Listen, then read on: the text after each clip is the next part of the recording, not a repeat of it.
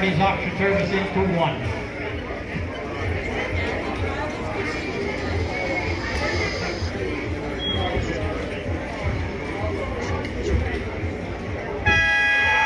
There's the horn for heat number 19. Good start for all. Good turn on the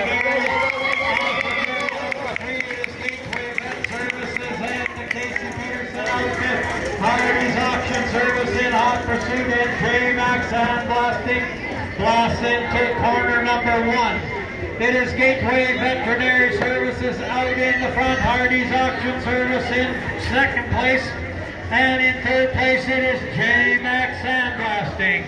Out there by 4.5 lengths it is still Gateway Vet Services.